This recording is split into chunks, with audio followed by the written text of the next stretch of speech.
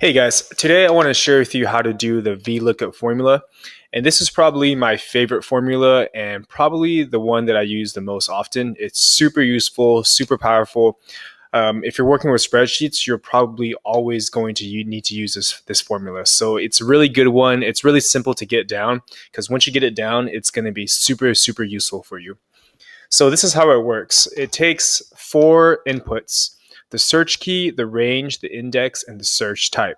So let me show you when you might need to use it. So I have here a table of the top 10 highest paid athletes in 2017. So it has the name, the sport, the nation, the salary, and the rank at which they were paid. So let's say that at work or for school, you have a list here. So I have LeBron James, Steph Curry, and you need to find out what each of their salaries and ranks were. So without the formula, what you would do is you would search for LeBron James in this column here under name, and then you would look for salary, which is 1, 2, 3, which is in the fourth column, and then you would say, okay, $86.2 million. But obviously, that takes way too long, and the VLOOKUP is a really fast, automated way to do this. So this is how you use it. You type equals VLOOKUP, and the first thing you're going to put in is the search key. And the search key is what am I searching with? So in this case, we're going to use LeBron James, which he's in cell A2, comma. And then the range is the next input, which is where am I searching? Now, this is the range from, I'm going to highlight all of this data here, and then comma. The next thing is index, which is what am I searching for and which column is it in. Now this is important because the index means which column, which means which column relative to the search key. So if I'm looking for salary, the search key is always going to be column number 1. Number 2 is going to be sport, 3 is nation, and 4 is salary. So I'm going to put 4 here.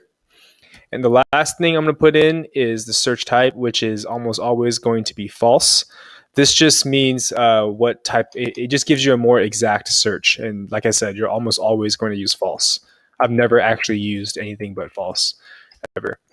And don't forget to lock your range so that when you drag it down, it doesn't move.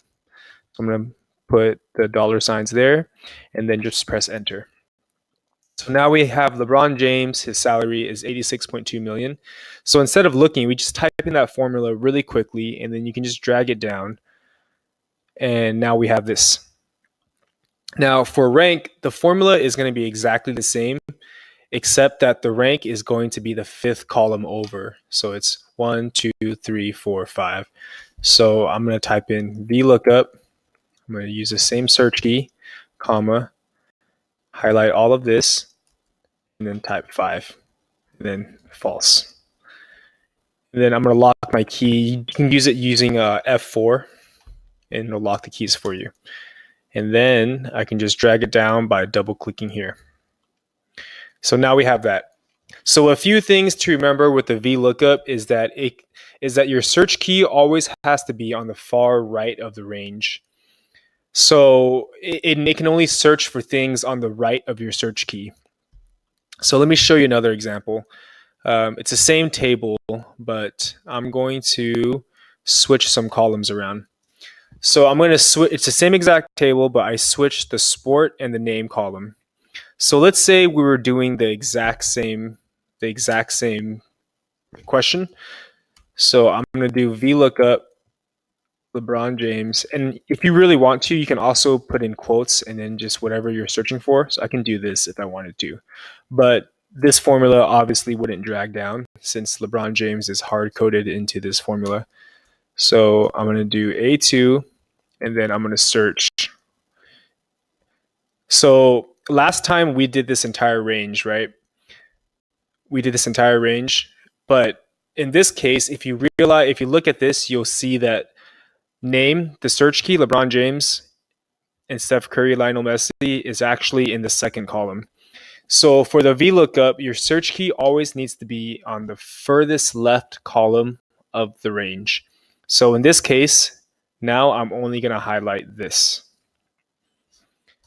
and then comma, and then the column, the index is what am I searching for? Which column is it in? It's which column is it in relative to the search key. And the search key column is always going to be 1, always. So this is 1, this is 2, and now salary is in 3.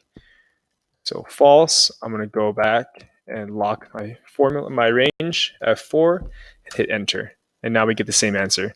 And now you can drag it down like this. And then same with this one, except that now instead of 5, it's actually 1, 2, 3, 4. So I'm going to change this to 4 and drag it down. So that's how you do the VLOOKUP. Like I said, it's a really powerful formula, and I would practice it a few times because once you get it down, it's going to help you. It's going to be super helpful for you. All right, guys, let me know if you have any questions. Thank you.